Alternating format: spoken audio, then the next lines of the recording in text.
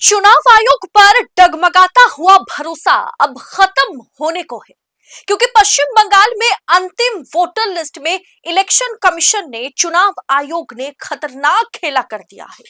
चुनाव आयोग ने इन मौके पर नियमों में बड़ा बदलाव किया है, जिसके बाद पश्चिम बंगाल चुनाव में तहलका मच गया है पॉलिटिकल पार्टीज के बीच। खास करके तृणमूल कांग्रेस आग बबूला हो गई है।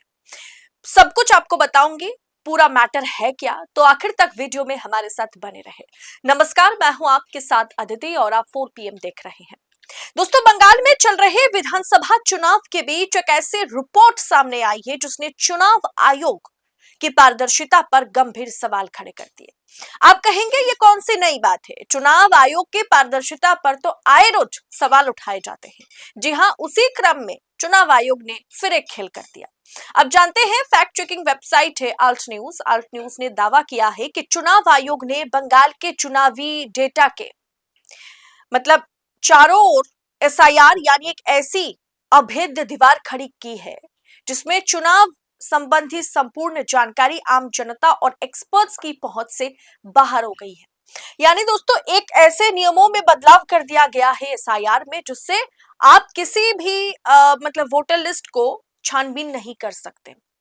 आल्ट न्यूज की हालिया रिपोर्ट के मुताबिक चुनाव आयोग ने SIR में सिलेक्टिव इंफॉर्मेशन रेस्ट्रिक्शन के जरिए चुनावी डेटा को सार्वजनिक करने के नियमों में बड़ा बदलाव किए थे। आरोप है कि इस बार चुनाव आयोग ने वोटिंग प्रतिशत, फर्जी वोटरों की शिकायतें और बूथ वाइज डेटा को उस तरह से साझा नहीं किया जैसा पहले किया गया था। दरअसल चुनाव आयोग ने आज अंतिम चरण के मतदाता सूची जो है उसे प्रकाशित किया है और उसमें ऐसी कुछ चीजों में बदलाव किया गया है कि आप पहले की तरह किसी भी चीज को विश्लेषण नहीं कर सकते। मतलब अंतिम तक, किसी भी डेटा के अंतिम तक नहीं पहुंच सकते, जड़ तक नहीं पहुंच सकते। इस नई प्रणाली के कारण पत्रकारों और स्वतंत्र जांचकर्ताओं के लिए चुनाव की निष्पक्षता की जांच करना लगभग असंभव हो गया है। आल्ट न्यूज की टीम ने इस डिजिटल दीवार में सेंध लगाने के लिए हफ्तों तक डेटा माइनिंग और कोडिंग का सहारा लिया है। मतलब सब कुछ जो भी मैं आपको बता रही हूँ इस रिपोर्ट के मुताबिक बता रही हूँ। आपके स्क्रीन पर यह रिपोर्ट है। दोस्तों, उनकी जांच में सामने आया है कि कई इलाकों में मतदाताओं की संख्या में सामान्य वृद्धि हुई है।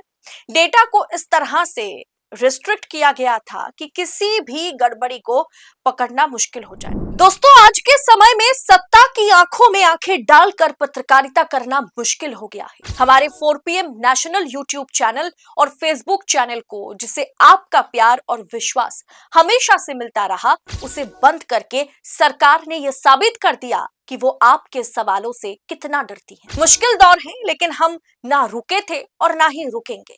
हम सच के लिए हमेशा लड़ते रहेंगे। ऐसे में 4 PM उत्तर प्रदेश यानी 4 PM यूपी को ज्यादा से ज्यादा ज्वाइन करें और स्वतंत्र पत्रकारिता को जिंदा रखने के लिए जितना हो सके उतना हमारा आर्थिक सहयोग करें।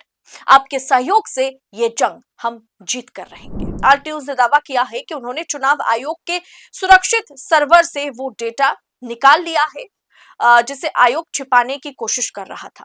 ममता बनर्जी ने इस बीच दावा किया है कि मुख्यमंत्री ममता बनर्जी लगातार ये आरोप तो लगा ही रही थी कि लाखों वोटरों के नाम हटाए गए और फर्जी वोटिंग जो है वो होगी। अब आल्ट न्यूज के इस तकनीकी खुलासे से मतलब ये पता चला है कि इन राजनीतिक आरोपों को एक नया आधार दे दिया गया जो ममता बनर्जी इतने समय से कह रही है, TMC कह रही है।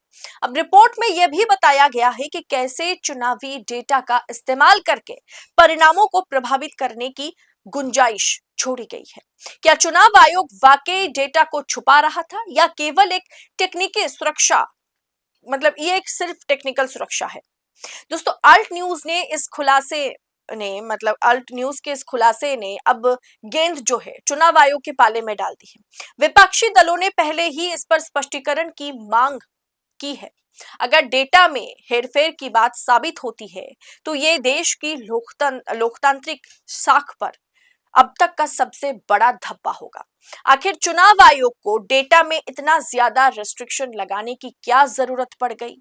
और खास करके आज अंतिम चरण में जितने भी लोगों के नाम सार्वजनिक किए गए हैं, ऐसे भी लाखों नाम हैं जिन्हें हटा दिया गया, जो अभी भी जिंदा है, मौजूद है। उनके पास हर तरह के सर्टिफिकेट है, चाहे बर्थ सर्टिफिकेट, चाहे स्कूलिंग की सर्टिफिकेट, चाहे आधार कार्ड, चाहे पैन कार्ड हो, सब कुछ उनके पास है, राशन कार्ड हो, और उसके बावजूद भी उनका नाम वोटर लिस्ट से हटा दिया गया।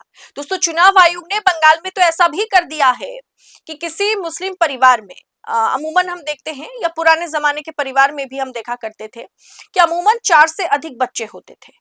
अब किसी माता पिता का अगर 4 बच्चा है, पांचवा अगर 5-6 बच्चे हैं, तो 4 बच्चों के बाद 5वें बच्चे और 6ठे बच्चे का नाम वोटर लिस्ट में शामिल नहीं होगा।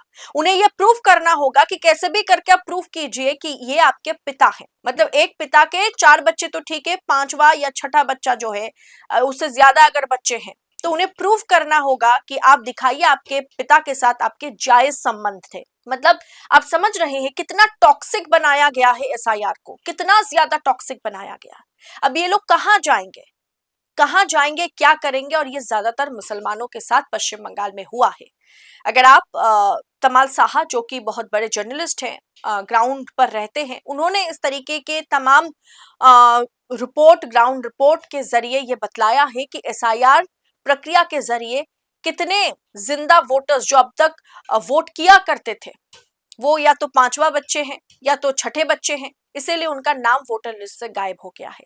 वो अपने पिता के साथ अपने संबंध को, मतलब चुनाव आयोग के सामने साबित नहीं कर पाए। भले ही हर आईडी में उनके पिता के नाम पर उनके पिता का ही नाम हो, लेकिन रिश्ते को वो समझा नहीं पाए चुनाव आयोग के आगे। इस तरीके के घटनाएं भी कहीं ना कहीं ये दिखाता है कि एसआईआर के जरिए चुनाव आयोग पश्चिम बंगाल में क्या करना चाह रहा था। दरअसल इसका कितना असर ममता के वोट बैंक पर पड़ेगा या चुनाव के नतीजे पर पड़ेगा तो जरूर, ये तो आने वाला वक्त बताएगा। लेकिन fact check website Alt News ने यह दावा कर दिया है कि चुनाव आयोग ने बंगाल के चुनावी डेटा के चारों ओर एसआईआर नाम का एक अभेद्य दीवार खड़ा किया है, जिसके जरिए जड़ तक, किसी भी वोटर लिस्ट के अंदर जड़ तक या किसी भी डेटा के जड़ तक पहुंचने के लिए एसआईआर का हवाला दिया गया और एक तरीके से रेस्ट्रिक्शन लगाया गया है चुनाव आयोग द्वारा। अब अचानक से चुनाव से पहले इस तरीके के, मतलब खास करके पश्चिम बंगाल की बात की जाए तो उसमें इस तरीके की कारनामे करने की क्या जरूरत पड़ गई चुनाव आयोग को, ये तो चुनाव आयोग बताएगा नहीं। फिलहाल इस रिपोर्ट पर आपकी राय क्या है, कमेंट बॉक्स में हमें बताएं। और ऐसी तमाम खबरों को यूं ही पड़ताल के साथ पाने के लिए 4 PM न्यूज नेटवर्क के साथ बने रहे। इस रिपोर्ट में इतना ही, जल्द होगी मुलाकात। बहुत बहुत शुक्रिया आपका। जय हिंद, जय भारत।